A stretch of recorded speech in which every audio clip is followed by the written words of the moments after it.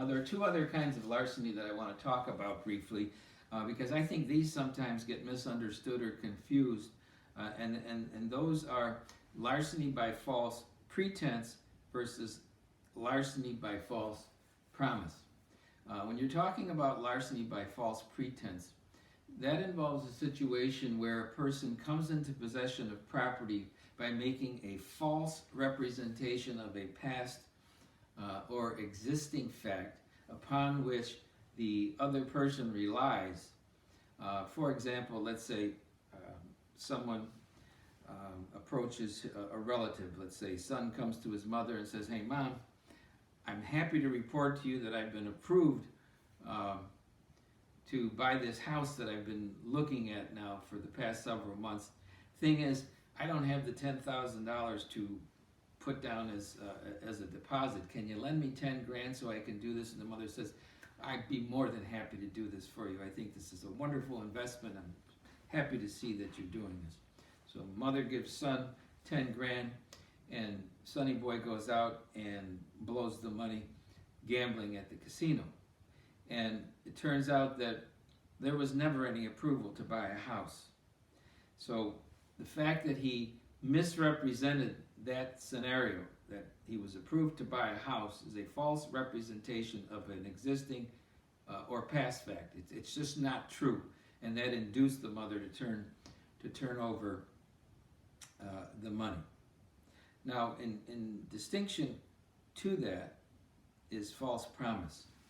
And this is a little bit more complicated and certainly more difficult to prove. It often occurs in the home improvement context, where a contractor will come to a person's home, whether it's an elderly person or whatever the case might be, and say, "Well, yeah, I will. My crew and I will repair your roof or replace your roof. It'll cost you $10,000 if you put 10 grand. If you give me 5,000 now, I'll get the job started, and then on completion, I'll need another 5,000.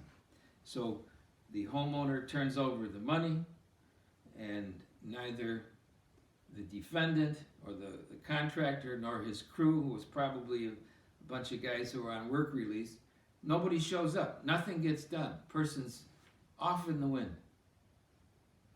And the question is whether or not that person could be prosecuted on the theory of larceny by false promise. Well, in order to satisfy that, the prosecution has to establish that there's a scheme to defraud, and that pursuant to such scheme, the defendant obtains property of another by means of a representation, whether it's expressed or implied, that either he or a third person will engage in particular conduct, in this case to replace or repair the roof. And it's conduct that he has no intention from the get-go of ever performing. Now, it's important to keep in mind that the criminal intent, meaning no intention to perform the conduct promised, the fact of non-performance alone will not establish criminal intent. There has to be something more. In fact, there has to be a lot more. Evidence which proves conclusively and completely that the intent was not to do the work, and evidence which excludes to a moral certainty any hypothesis that's consistent with innocence. So you can see that's a very high standard for the prosecution to make, and that's why prosecutors often take a hard look at these home improvement cases to see whether or not there's an ongoing pattern involving multiple victims. Because if it's just one victim, it might be very difficult to prove. Now, if you could establish, for example, that this contractor, so to speak, purchased a one-way ticket to Mexico to avoid his Shylocks, and that was purchased before this transaction, and that he ultimately used this money to pay for to ultimately, or that he spent it in Mexico, then you might have something to go with. But these are very difficult cases to prove because the standard is very high, and that's why so many of these cases end up in civil court rather than in criminal. Let me give you an example, perhaps, to differentiate false pretense from false promise. Let's say you have a white-collar client who comes into the office, he's charged with embezzlement, and he wants you to represent him. Let's say he's an inveterate gambler and he owes Shylocks a substantial amount of money. And while that client is in your office, you get a call from the parent of another client who says, and it's on speakerphone, my son just got busted on a federal drug rap. He's in custody now. His bail is $100,000, or it could be secured by a $10,000. Let's say it could be $10,000 cash or bond. And the mother says, "Well, look, I've got $10,000. I'd be happy to turn over to you so that you can cover the bail bond, and I've got $10,000 for your retainer." And you say, "Well, I'm in the middle of something now, but a little bit later I will send my assistant over to your house to obtain the money to pay the bail bondsman, and we'll talk about the retainer in a couple of days." So the client hears all this.